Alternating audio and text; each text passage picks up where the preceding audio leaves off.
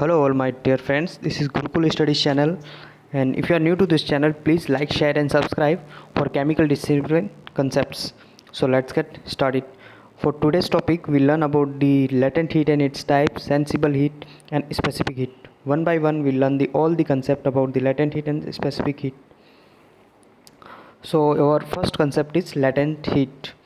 So latent heat is the heat required to convert a solid into a liquid or vapor phase or a liquid into a vapor phase without changing the temperature of the substance.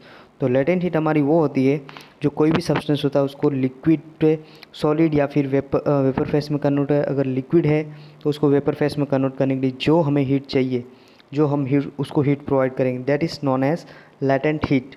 और latent heat में एक concept होता है कि उसमें only face change होता है, temperature change नहीं होता है, right. And our second concept is sensible heat.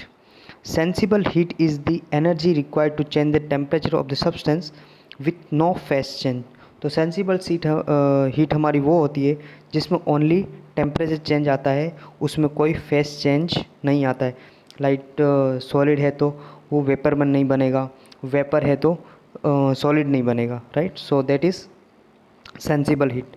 तो सेंसिबल हीट में एक कंसेप्ट है only temperature change, no phase change, right. हम डायग्राम के थ्रू भी देख सकते हैं हम यहाँ पे sensible heat and latent heat. First concept आप देखते हैं कि 60 डिग्री फ़ारेनहाइट से वो 212 डिग्री फ़ारेनहाइट हो रहा है। तो इसमें क्या है, टेम्परेचर चेंज हो गया बट फेस चेंज नहीं हुआ है, लिक्विड का लिक्विड ही है। तो उसको हम लोग क्या बोलेंगे, सेंसिबल हीट बोलेंगे। नीचे में आप देख पा रहे हैं 212 डिग्री फ़ारेनहाइट है, वो टेम्परेचर उसका चेंज नहीं हुआ है, 212 डिग्री फ़ारेनहाइट ही है, बस उसमें फेस चेंज हो गया। तो उस हीट को जो हमने हीट प्रोवाइड की उसको वेपर फेज में कन्वर्ट होने के लिए उसको हम लोग बोलेंगे latent heat. So there is a formula to find the latent heat, that is equal to L is equal to Q by M, where Q is the amount of heat and L is the latent heat, and M is the mass of the substance, whatever mass you have. So Q you can find by using the M Cp delta T formula, where M is the mass, Cp is the specific heat, and dt or delta T is the change in temperature or gradient, temperature gradient. So here you can see that we have the type of latent heats.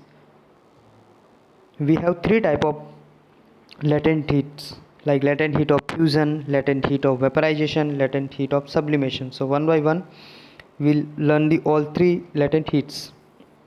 So our first heat is latent heat of fusion, which is also known as melting. तो जब हम melting होती है, कोई भी solid substance अगर liquid में convert हो रहा है तो उसको हम लोग बोलेंगे fusion, latent heat of fusion. जो उसमें हीट लगेगी उस हीट को हम बोलेंगे there is a melting and that is known as latent heat of fusion. So इसकी डेफिनेशन जो है, the amount of heat gain by a solid substance to convert it into a liquid without any further increase in the temperature is known as latent heat of fusion. उसमें temperature change नहीं आएगा, just it's a convert from a solid into a liquid, okay, with any further increase in the temperature, right. So आप यहाँ पे diagram में भी देख सकते हैं कि सॉलिड हमारा डायरेक्टली कन्वर्ट हो चुका है लिक्विड में, तो उसमें जो एनर्जी लगी या फिर जो हीट लगी उसको हम लोग बोलेंगे latent heat of fusion, right. Next concept is latent heat of vaporization. The latent heat of vaporization is the amount of heat required to convert a unit mass of a liquid into vapor without a change in the temperature. इसका मतलब ये है कि latent heat of vaporization वो होती है जिसमें हमें वो कोई भी हमारे पास अगर सब्सटेंस है उसको हम हीट दे रहे हैं, यूनिट मास, लिक्विड कन्वर्ट हो रहा है हमारा वेपर में, सो उसको हम बोलेंगे कि ये हमारा जो हीट इसमें यूज़ हुआ है उसको हम लोग बोलेंगे latent heat of vaporization. whatever the liquid you have, if it's getting converted into vapor, that is known as latent heat of vaporization. So next is our latent heat of sublimation. Sublimation is the process of changing a solid into a gas without passing through the liquid phase. To sublime a substance, a certain energy must be transferred to the substance via heat Q.